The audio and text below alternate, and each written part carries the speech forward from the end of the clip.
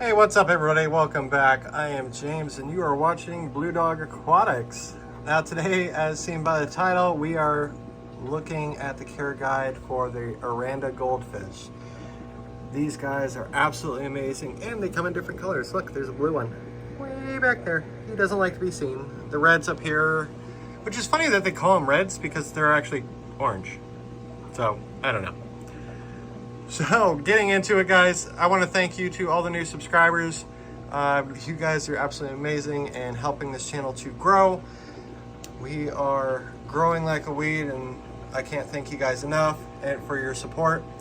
If you are new to this channel, tuning in for the first time, please do consider subscribing. It greatly helps. And let us know down in the comments what your thoughts are on the Oranda Goldfish. Starting off, these guys come from Japan and China. They were actually first released into the wild in the 1700s, so they've been around for a bit, which is funny because I've only came to know about them over the last year.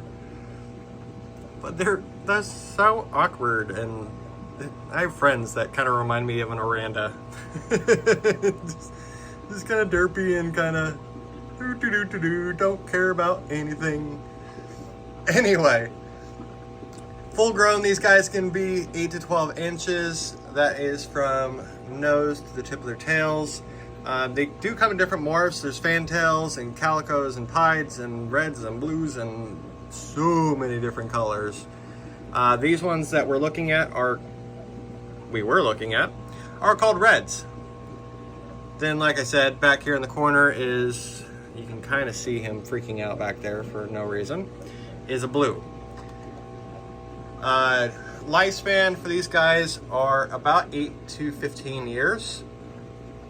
We currently have them in a 40-gallon tank with lots of live plants. Minimum tank size should be 30 gallons. And obviously, and that's at this size. These guys are about 3 to 4 inches right now. And so as they get bigger, you need to move them up to bigger enclosures. Tank mates for these guys, you can do other goldfish, you can do koi, you can do danios, loaches, plecos, platies.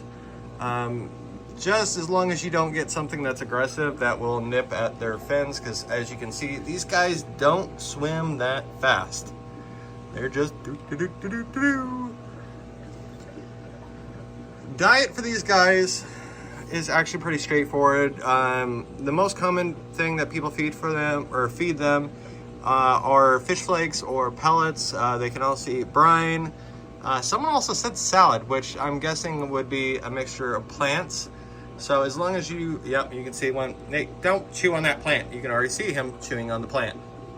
So if you don't keep them fed enough, then they will start chewing on your lively green. So I would recommend putting in like fake plants if you're going to have Orandas, or just keeping them very, very fed.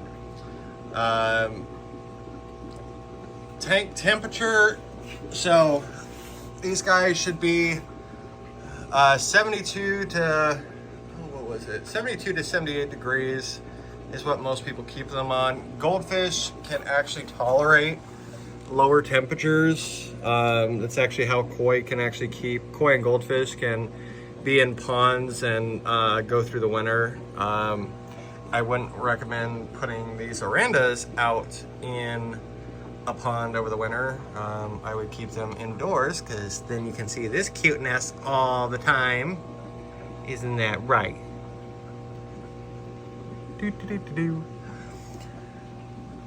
Now, getting into water parameters, what these guys need. Their nitrates should be greater than 50 parts per million. Nitrites should be about 0.2, greater than 0.2 parts per million. Their pH should be between 6.5 and 7.5. He is just moving all over the place. Or can we film you now? Or are you gonna go hide again? That blue one's just like, I'm gonna stay back here in the corner. KH, or their carbonate hardness, should be between 70 to 140 parts per million. And then your GH should be about 150 parts per million. If you don't know what any of that just meant, that I just went over, let us know down in the comments and we can help you to understand. We can also do a video on how to do a like water test on your aquarium. He's just having it all. He's like, do, do, do, do, do. Now, health issues that these guys can have is typically their swim bladder. You'll see them like floating upside down, or they'll be floating on their side. So make sure, and there are vets out there that will look after fish. Dr. Merkwan is actually our exotic vet, and he actually now does surgeries and stuff like that on fish. Who knew? But filtration, so the biggest way to keep away from having any issues is to do water changes. Make sure that you have good filtration so that the water stays nice and clean. Goldfish in general are very dirty fish, and so just making sure that they have good, stable water is perfect for them. Can't get enough of this guy. And then finally, price point for these guys. Now, these aren't like most of your like comets and stuff like that. These guys are more of a high-end goldfish. The average price for these guys is about 50 bucks, but that can go all the way up to 200. So, hope you guys enjoyed this video. Thank you so much for tuning in. I'm just gonna sit here and keep watching this little one. Maybe I can get a good picture of him if he ever sits still, but I highly doubt that. Like I said, if you haven't subscribed to our channel, please consider doing so, and we will see you guys next week.